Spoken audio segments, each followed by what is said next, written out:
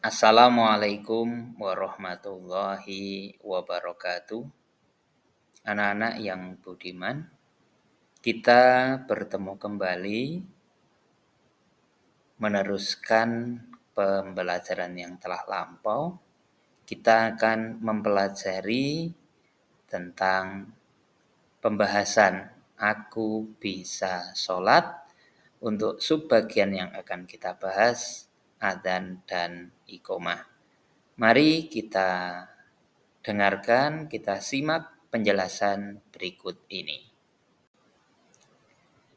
Untuk yang pertama, tujuan pembelajaran pada kesempatan kali ini. Yang pertama, menjelaskan makna adzan dan juga iqomah. Yang kedua, menyebutkan sholat fardu dan waktu-waktunya. Yang ketiga, menunjukkan gerakan dan bacaan sholat dengan benar. Yang keempat, menumbuhkan semangat sholat tepat pada waktunya. Nah, berhubung dengan keterbatasan waktu yang kita miliki, kali ini kita hanya akan membahas tentang makna adzan dan juga iqomah. Bagaimana tata caranya, apa saja yang dibaca, apa syarat-syaratnya, nanti akan kita bahas pada slide berikutnya.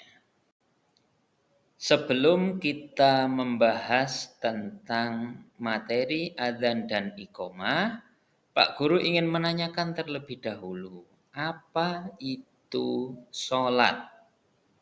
Ada yang tahu? Pak Guru hitung ya. 3, 2, 1. Oke, habis waktunya. Apa? Oh iya, betul. Sholat itu adalah sebuah ibadah wajib yang diperintahkan oleh Allah Subhanahu wa Ta'ala, yang mana dalam pelaksanaan itu dilaksanakan sebanyak 5 waktu atau 5 kali dalam sehari semalam. Oke, jadi sholat itu adalah ibadah wajib, ya, atau biasa dinamakan dengan sholat fardu. Berapa kali melaksanakannya? 5 kali dalam sehari semalam. Apa saja 5 itu? Yang pertama, subuh, sholat zuhur, sholat asar, sholat maghrib, dan juga sholat isya. Ya, udah betul, pinter banget. Nah, sholat juga merupakan tiang agama. Artinya, tiang itu kalau dalam ibarat sebuah bangunan, sholat itu merupakan tiangnya atau dindingnya. Dinding sebuah rumah. Sama dengan sholat itu adalah sebagai tiangnya agama. Kalau berkaitan dengan tiang, ketika kita menjalankan sholat, berarti kita telah menegakkan agama kita. Begitupun sebaliknya, ketika kita tidak melaksanakan sholat atau meninggalkan sholat, berarti kita telah menghancurkan agama Islam itu sendiri. Yang pertama, adzan. Apa sih adzan itu? Ada yang tahu? Ayo. Iya. Adzan adalah seruan untuk mengajak atau seruan yang mengajak umat Islam untuk melaksanakan ibadah sholat. Adzan berarti ajakan atau seruan untuk melaksanakan sholat, atau bisa juga dimaknai adzan merupakan pertanda telah masuknya waktu sholat. Jadi kalau kita mendengar adzan, artinya waktu sholat itu telah masuk atau telah tiba. Misalkan di saat ini jam 12 sudah terdengar suara adzan, berarti sudah memasuki waktu sholat. Sholat apa ya anak-anak untuk jam 12 kali ini? Iya betul, sholat duhur. Nah, sedangkan orang yang mengumandangkan adzan itu disebut dengan muadzin. Apa anak-anak? Muadzin.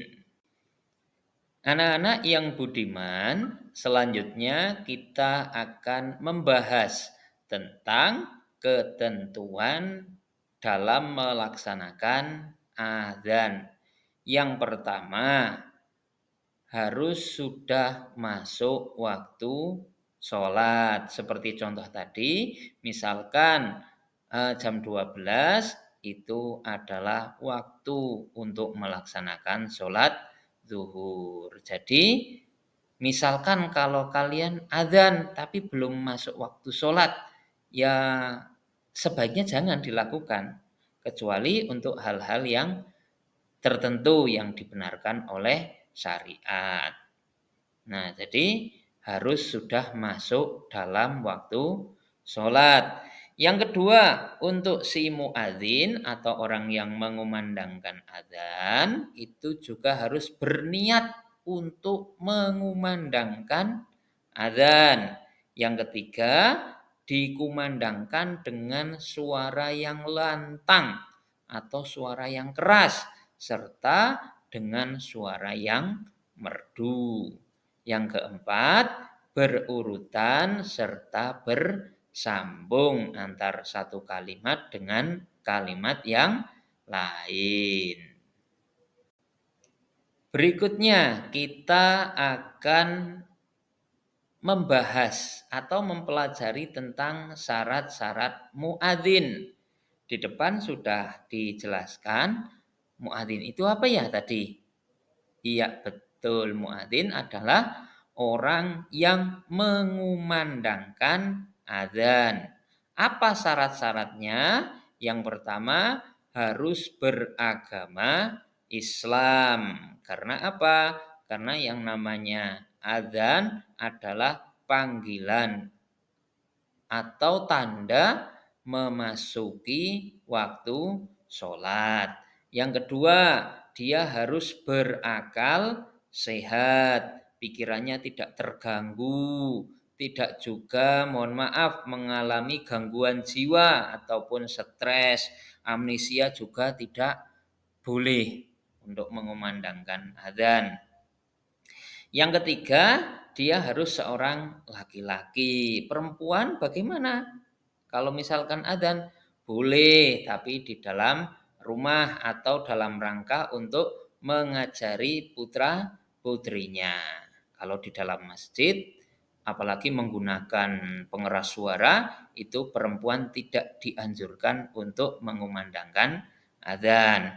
Yang keempat, itu adalah mumayyiz atau orang yang sudah bisa membedakan antara baik dengan hal-hal yang buruk. Bisa membedakan hal-hal baik dan juga hal-hal buruk, itu dinamakan mumayyiz. Jadi syarat seorang muadzin yang pertama Islam, yang kedua berakal sehat, yang ketiga laki-laki, dan yang keempat dia seorang yang telah mumayyiz. Nah, sekarang apa sih sunnah-sunnah dalam adzan? Yang pertama, suci. Baik suci pakaian, tempat, ataupun badan.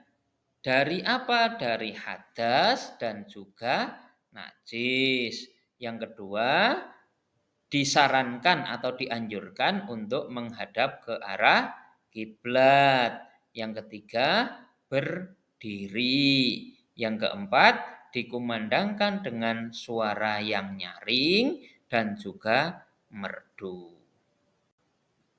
Nah, anak-anak, ini akan Pak Guru tampilkan bagaimana bacaan-bacaan yang dibaca ketika kita mengumandangkan bacaan adzan.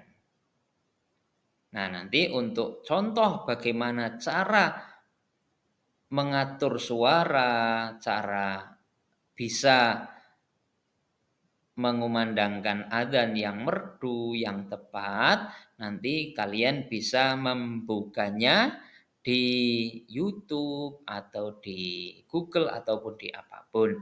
Nanti kalian bisa belajar di situ, belajar secara mandiri. Bagaimana mengumandangkan adzan yang baik dan juga benar serta dengan suara yang merdu. Nah, setelah kita mempelajari tentang adzan, berikutnya kita akan mempelajari tentang iqomah.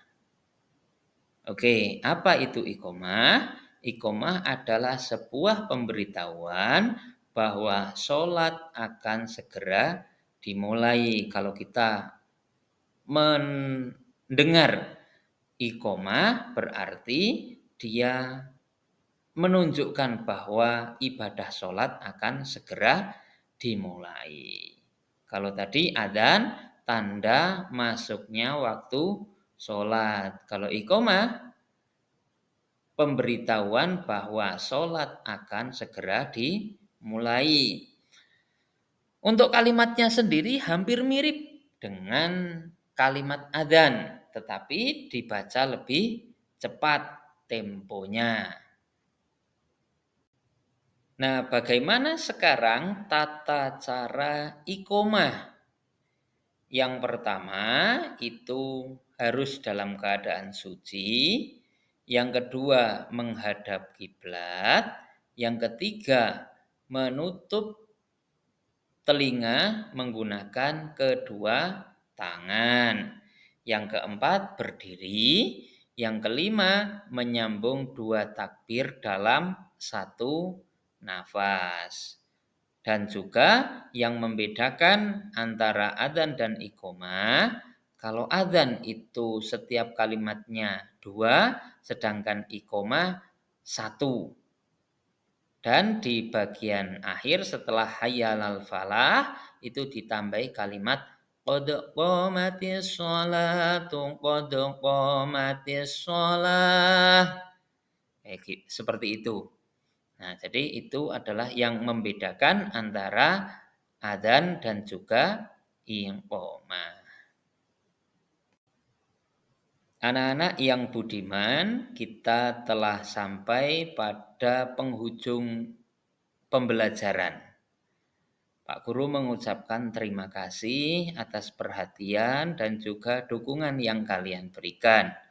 Mudah-mudahan apa yang kita pelajari bisa bermanfaat dan juga lebih memahamkan pemahaman kita tentang ibadah sholat, khususnya pada materi adzan dan juga iqomah. Sehingga setelah kita mempelajari adzan dan iqomah, itu bisa lebih meningkatkan kedisiplinan kita dalam menjalankan ibadah sholat fardu atau sholat wajib. Kurang dan lebihnya Pak Guru mohon maaf yang setulus-tulusnya. Pak Guru akhiri. Wallahul muwaffiq ila aqwamit thoriq. Wassalamualaikum warahmatullahi wabarakatuh.